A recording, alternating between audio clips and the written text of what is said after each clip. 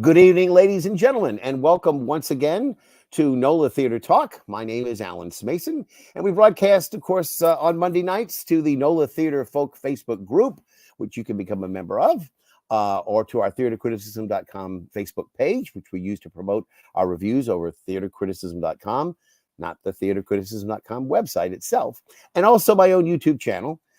We appreciate your being here tonight. We have a very holiday theme for tonight. If you're out there, we're going to give you, by transparency, a word up that we are actually recording this ahead of time. So you won't be able to call in and make any comments, but we appreciate you being out there watching and listening. Tonight, we have the group that is going to be appearing in two times, the 20th and the 21st at Petit Theater. They were here last year bringing Holiday Cheer, and they're back again, believe it or not, to do the same thing for all of the audiences who missed them last year or who saw them last year and were so wonderfully entertained that they want to come back. And that's the Skivvies. And so we have Nick and Lauren. Now, Nick, you're going to pronounce your last name for me so I don't mess it up. Nick Steerley. Steerley, okay, because you can pronounce it any number of ways, and I never know whether that's a Celtic hard C or a short C or whatever. That's why I want to do that now. Lauren Molina, I could do that pretty easy. That's a good one. Again, for those of you who do not understand the connection between the name Skivvies and who you are, maybe you could tell me how it is, Nick, because I don't want to do this with the ladies first. Maybe you can, endear us with a little explanation as to how you came to do all of your holiday cheer in your unmentionables. Well, the Skivvies, we strip down songs in our underwear. We do it musically and physically. So that is where the name came from. 10 years ago, Lauren and I were making music together, 11 years ago, actually. And we were putting something up on YouTube. We were stripping down a song, putting the video up on YouTube, deciding what we were going to wear. And Lauren was walking around in her underwear. And I was like, why don't you just wear that? And she was like, yeah, we are stripping down the song. Why don't we just wear our underwear and never comment on the fact that that's what our costumes, our uniforms are? And then at the same time, her boyfriend said, why don't you call yourselves the Skivvies? And then thus the Skivvies were born. Lauren, is that pretty much an accurate retelling? That's pretty much an accurate retelling. And I will say that we started this video series on YouTube of a stripped down series called ourselves, called ourselves the Skivvies, and we our videos started to go viral. And Nick and I both have Broadway musical theater backgrounds, and we started getting comments like, "You guys are so talented. You don't need to take your clothes off." And to that, Nick says, "Well, then you wouldn't have clicked." So we know that you got to get a gimmick, and we back it up with really, really fun, smart, clever arrangements of all different genres of music, and we play a lot of quirky instruments as well. You can see behind me some of my instruments. We have ukulele, we have electric cello, we have glockenspiels, we have bells. For Christmas, for Christmas. We have all different kinds of playful arrangements, and I think what makes the Skivvies, besides the whole kind of stripped down element of it, is kind of the creativity and playfulness and whimsy of it all, with the different instruments and the there I am. That's very whimsical. Yes. Actually, people have said, when they're watching a show, it's kind of like listening to an old school mixtape where new songs pop up and every new little bit is a surprise. So Nick, I noticed you mentioned her boyfriend said, why don't you call yourselves the Skivvies? Did she keep him?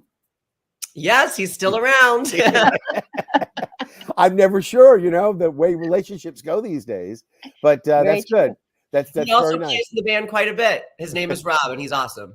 Yeah, fantastic. So we're 13 years strong. Yeah, that's fantastic. So by way of an explanation, and you and I had talked earlier, but Don Scott, who is the I guess he's the producing artistic or executive director of Le Petit Theater, knows you. Now, where did you two? That's how you got the gig, as far as it goes. Where did you all two meet? Where did you all kind of connect? Right? We met him at ACT in San Francisco. So we used to perform. He brought us to ACT in San Francisco when he was there, and I believe we did 2 Christmas shows and a Pride show for them there. And then he went over to La Petite, and so he asked us last year to come to La Petite to do our Slay My Name show, and we did our first 2 nights there, and they were hugely attended and a big success with a lot of local guest stars as well that joined us. It was so much fun. So wait a minute. You mean that you have more than one holiday show? You've got a couple that you can throw out? I mean, we have quite a bit of material. So we retitle our holiday shows each year to do something creative or punny. We do recycle some of the same songs, but we do a lot of different. That's sort of what makes the Skivvies ever changing, a revolving door of different arrangements, different guests. You'll never get the same show twice. But you may hear a couple of the same arrangements, but our holiday show is a lot of fun. So just by way of introduction, again, for anybody who's just tuning in, when we started the show, it was in April of 2020, and we all know where theater was in April of 2020. So I said, well, if we're going to do a show, we may as well have a show that brings in some form of drinking, whether it's alcoholic or not, but why not? We're not doing anything else. So I brought in tonight for the benefit of the show, a screwdriver, vodka and orange juice. I needed it very much while we're recording it. But Nick, I asked you and Lauren also to bring something in so we can share and maybe give us a little insight as to why you brought it in.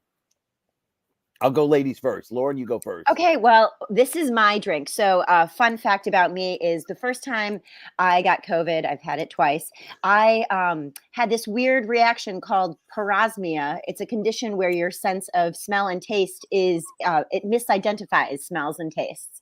So basically, I had to stop drinking coffee because it tasted like garbage. So now my morning drink is Celsius. It is, and it comes in like a powder form that you can just drop into your beverage so you don't have to waste cans. So you just drop it into your water and you mix it up like a Crystal Light.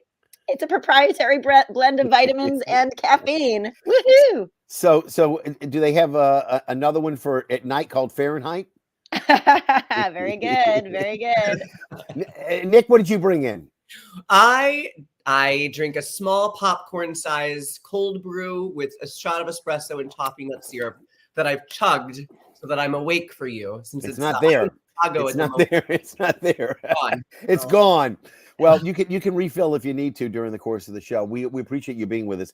So again, for those of you who didn't get a chance tuning in late, the Skivvies are our guests, and we are inviting them to tell us a little bit about their show because they're going to be performing at Le Petit Theater on the 20th and the 21st. And again, how was the reception last year, Nick? Did you do well in terms of sales? And that's why they're having that? Yeah, both nights were, from what I remember, sold out. If not, I believe they were sold out, right, Lauren? They were very sold. Yeah, it was very full. And I will say that the audience reaction, especially the second night, I can't remember, the first night they were a little bit more reserved and I was kind of surprised. I was like, this is New Orleans. I thought people were going to be wild. And then the second night, I spoke too soon. We had people who were trying to get up on stage with us. And when we asked for some audience participation, boy, did we get it. And there was one woman who basically just was trying to have a conversation with us the entire time. I remember Pearl. Her, yes. Oh, yes. Pearl. You must encounter some of these people, especially at holiday time, when perhaps a little holiday cheer is being passed around, perhaps maybe too much. But does that happen a bunch?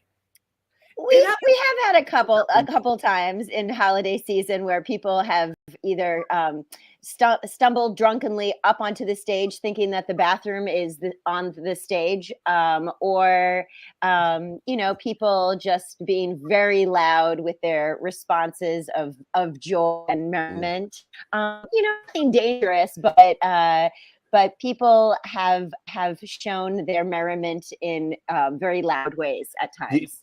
I mean, I'm just thinking maybe Uncle Henry got a little bit too much into the eggnog, if you know what I mean. Sure. So, yeah. It is for a lot of our material. It is fun to hear people respond, and I welcome. gentle heckling, we're cool with talking, from the stage. But sometimes when people have cartwheeled onto the stage, it's scared me a little bit. I'm like, please.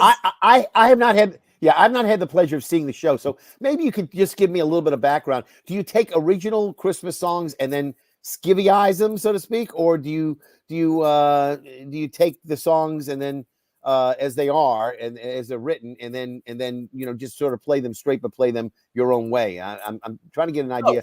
I think both. So we love to tell a story, and one of our favorite holiday stories to tell is the story of Frosty the Snowman.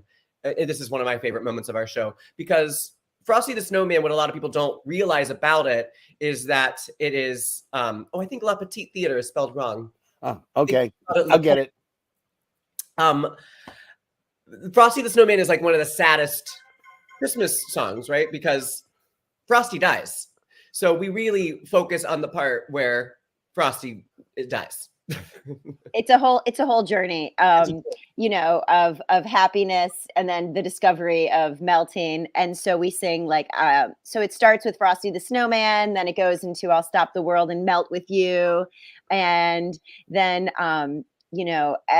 we start to sing Exit Sandman. I'm actually not sure though if we're doing Frosty at Le Petit, but this is a great example of what we do. This is great. It gives me an idea, a little bit of insight as to how you do or it. like we have a Mother Mary who comes out pregnant. So I'll give a little bit of a spoiler, but she comes out in a pregnant belly and an outfit and sings I'm a Virgin instead of Like a Virgin, touched for the very first time by God. And it's a bit irreverent, but during it, we go into Push It by Salt and Pepper. Gives birth and ends with Proud Mary. You know what? It's all in fun for the holidays, and I understand that. A little difficult when you're like me, Jewish, but then we take a little bit of solace in the fact that most of the biggest holiday songs were written by Jewish people. Also true. And I am a Jew, and we wrote a Hanukkah song that is original and one of our favorite songs that we perform. I won't spoil it, but it's worth looking up on our holiday album, which you can listen to, called Slay My Name, which is available on all streaming platforms. It's and if you just search for Hanukkah and the Skivvies, you'll be pleasantly surprised. Again, our guests are the Skivvies, Nick Searley and Lauren Molina. Again, those of you who are just joining us, we appreciate your being with us tonight. We are hopeful that those of you who got a chance to see them know how good they are and that you'll check them out. Tickets are available right there, and I got it spelled now, Le Petit Theater, I hope that's right, .com.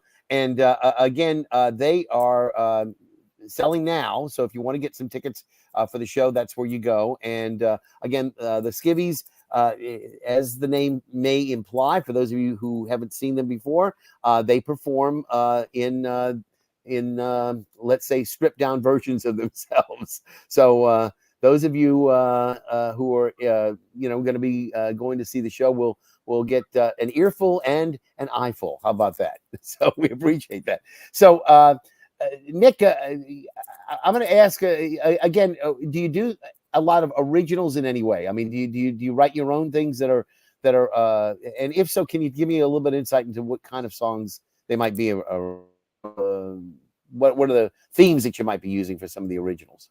Yeah, so like Lauren just mentioned, our Hanukkah song is completely original, and we did that because we realized that so many of the holiday pop songs that are in like frequent airplay on the radio for commercial radio play are not Jewish, not Hanukkah songs. Right. So we want to change that. We want to make a sexy pop Hanukkah song for all of these pop Christmas songs. But as far as the other times of year where we write songs, we normally have an angle or a point to make about it. So I know one of my favorite ones I like to do with Lauren is called Marriott on Wheels, that actually Lauren wrote, but we do it a lot. And it's just about global warming, but it's sort of a playful take on it. And strangely, it was written so long ago that it's still relevant. But yeah, we do a lot of originals, and we do favor the mashup. So we love to, take an existing song and tell a story, or put if there's one of my other favorite ones at the holiday time would be our alchem medley. So we take about 37 songs about alcohol and make it 1 4-minute medley. And I love to comment during the show that by the time we do that song, you have heard now 37 songs, and so by the end of the show, you're going to hear hundreds. And yeah, go I was ahead, just Lauren. going to say, and to just also mention that, when we talk about these mashups and these medleys, is that, when we're assembling them, it does feel like our arrangements are very original, and we're not just doing straight covers. And so even though we are taking parts of pre-existing songs, we are reconstructing them kind of like a collage, and we'll like use 3 words here or a phrase here. So sometimes you'll hear a song and it'll fly by, and sometimes people won't catch all of the references, but if you're really paying attention, it's pretty wild to hear all of these different references, and to hear all of these different like song segments as they like pass through. So as far as originality, there is something to that in the reconstruction and arrangements that we do. I'd like to get a little bit more insight in terms of your musicality. Now, Lauren, obviously you have a number of instruments behind you, as you mentioned. How many instruments do you play? What exactly the arrangement? I mean, I would say I probably play around 10 different instruments. I pretty much can play anything with a string. And I play a little piano, and I've been forced to learn some saxophone for emergency situations. But mostly I play, cello, ukulele, guitar, bass, mandolin, a little bit of banjo, jack of all trades, master of none. But then we also, like, if you include, like bells or boom whackers, melodica, glockenspiel, all these types of percussive instruments. Mm-hmm. The list goes on and on. So it's kind of hard to say how many and put a definitive number on it. Right, but, right. I think that's part of the playfulness of it all is just like, what can we create sounds with, and what kind of soundscape can we make that's a little atypical. And how long have you and Nick been working together? You said that we met in 2003 doing a production of a children's tour called the Just So Stories. And we were right out of college, and we got our equity cards, which means we joined the union for, the actors at that stage. And we drove a van across the country performing in the grandest cafetoriums of the land for the little children. And after we got off tour, Nick and I started making music together. We became best friends right off. And this was before the Skivvies were born, but we started making music together in essentially 2003-04, and performing in little clubs downtown in New York with our clothes on. Right. And we just had a very similar sense of humor. And I point that out is that the Skivvies, we don't take ourselves seriously. We are, serious performers and musicians, but we are very playful and very silly, and it's a comedy show essentially. Mm-hmm. And so, so Nick and I, we started off in 2003 as friends, and then the Skivvies were not technically created until 2012. So Nick and I have been long friends. What was the school you went to? Was it New York or outside of New York? I went to the University of Michigan. Oh, okay. So and majored in musical theater. So New York was where you'd moved to at that point, out of college. Oh, gotcha. Was it your intent to be a member of the Actors Union from the get-go? Yeah. Nick and I both, we majored in musical theater and had the intention of going to the Broadway. And so that was the goal, that was the direction. Mm-hmm. And we both have landed in our grooves of finding our careers, paving our own way, being, we always say that it's best to have special skills and embrace your weirdness and creativity and quirkiness, and not wait for somebody else to give you a job, but create your own work, create your own content. And it has been such a blessing, and we have been so fortunate that our creative brainchild has taken off in the way that it has, and we've performed all over the country, even in Mexico. We're international, darling. Ooh. And we've had just a blast. We've performed on cruise ships. We've performed in giant theaters for like 8,000 people. What is that theater in Florida, Nick? The Straz. The Straz Center. We've filmed pilots for TV. We've been interviewed by the BBC. We've really had, we've been chosen as most playful performers by People magazine, like wild things. And we don't have a publicist, people just are like, these crazy kids are taking their clothes off and making music. And it's really wild how, a picture can really capture someone's attention, but if you back it up with smart, talented folks who play really fun arrangements, you really get hooked in. And we have some wonderful fans that have been so supportive over the years. And we've released something else that I'm really proud of. In addition to our holiday shows, is we have a Rocky Horror Skivvies show where we take the music of Rocky Horror and we mash it up in the ways that we do. We have a lot of gender bent casting, and we do that show around Halloween usually. But we also have an album out that people can listen to just get a vibe of who we are and what we do, as far as the theatrical and cabaret kind of hybrid. Well, gender bending is already going on in Rocky Horror. So how do you do that with Frankenfurter? Is it? Well, with our show, we actually do we take the score of it, every song, and we do our own mashup medley arrangements with it. So, for example, Time Warp is not just the Time Warp; it's there. We're going to do it, but we also do every song that you could probably think of that involves time, or the Light Over at the Frankenstein Place, for example, becomes an entire medley about all songs with the word light or about finding the light. So it's all that kind of stuff. And so then for all the characters or the leads that sing, the principal vocalists who sing for each song kind of become different. We love to pull from everywhere. So there's like 5 or 6 Frankenfurters. There's a couple of riffraffs. We're always Brad and Janet on that show. I go back with that particular movie around 1976 when it was first going out in the midnight theaters, etc., at a place called the Gentilly Orleans. And we were the ones who really kind of improvised some of the stuff with the rice, with the wedding scene, and the water guns and the newspapers. We all started that. It was almost I don't know, like a creative process, like somebody would do in a theater of setting. Let's improv. So I go back with it. So when you're saying the light in the Frankenstein Place, I'm saying, oh no, I hope they didn't go with Debbie Boone. Please tell me. We didn't do You Light Up My Life. But anyway, it's wonderful to see your creativity. Nick, I heard Lauren's backstory. What school did you go to? Because you all met right out of college, she said. Sure. So, were you in the New York area or no? I went to the Boston Conservatory of Music. Boston. Boston. And so Lauren and I, as she said, the fun thing that was actually kind of crazy, that when we first met, we were driving in that van across the country, setting up the costumes and sets and doing the show for the kids, taking it down, going to the next cafetorium.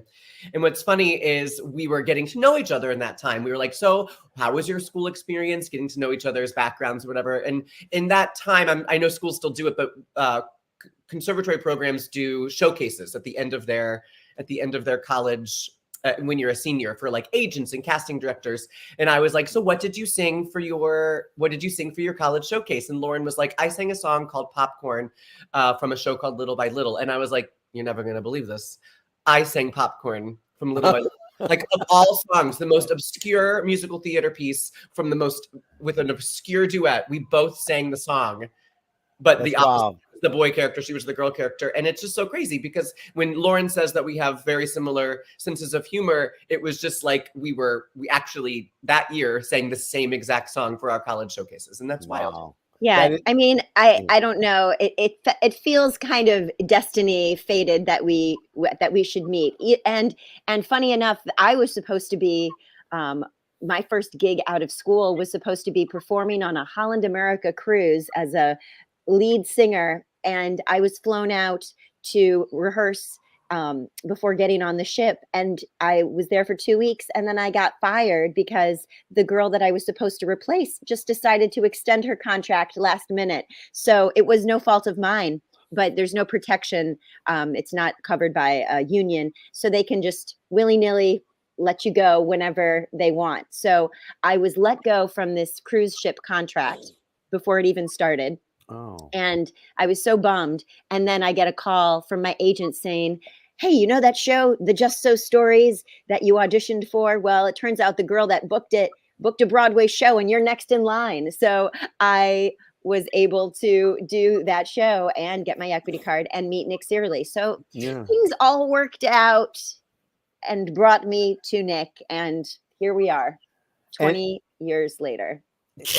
well, and again, I always say things happen not, there's a reason behind everything happening. That there is no such thing as coincidence. Although I'd love to believe that. I believe there's a master plan at hand sometimes. Yeah. And A you little know, bit of both, I'd yeah, say. yeah. I mean, but it's wonderful that you all were able to meet, and now you've been performing for a good long time. I assume that you must have some other times when you're away from each other. I mean, you both live in the New York area.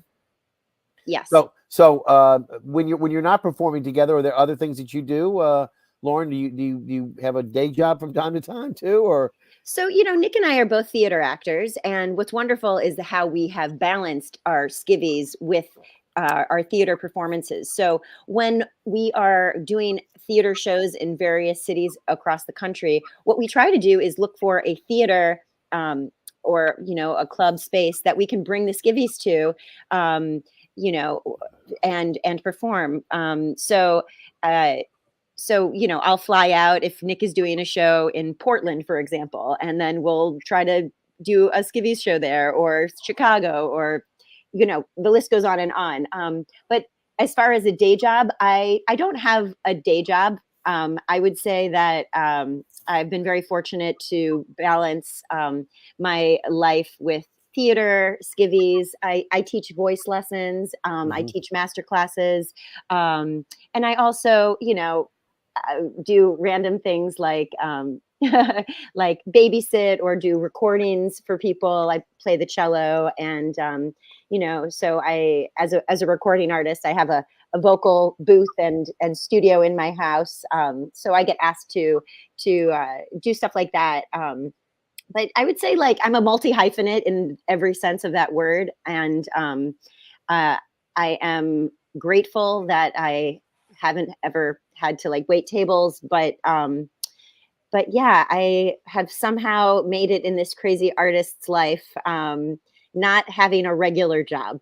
Yes. Nick, is there anything you do when you're not skivvyizing? No, I mean, it's exactly what Lauren just said. I'm currently in Chicago right now doing a musical, so that's why we're not in the same place. But I'm doing a show called Emmett Otter's Jug Band Christmas, which is a Jim Henson musical here. And I will have, by the time this is done, I will have been here for 3 months. But I feel like, you ask about a day job, and it feels like 11 years ago, Skivvies really did turn over for us to be the day job. Like it was the fun thing we were doing between gigs, and then it sort of became the thing.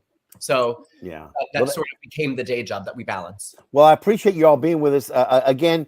Those of you who want to check it out, Le Petit Theater, you can see right there at the bottom of the screen. That's the Skivvies, the Best in Snow this year, December the 20th and the 21st. And we want to thank both Lauren and Nick for being with us. And again, we hope that people will go check you out.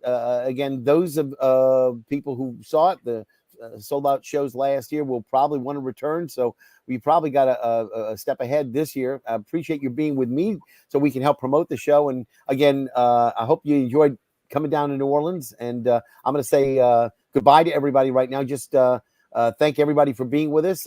Again, for those of you who are inclined to check us out from time to time, this is the NOLA Theater Folk show that we have, the NOLA Theater Talk Show. My name is Alan Smason. Again, glad to be here tonight. Earlier, we had a show with Christian Thompson, who plays Fiyero in the national tour of Wicked. And we were glad to have him. And again, glad to have the Skivvies with us. So until that time, I'll see you at the theater.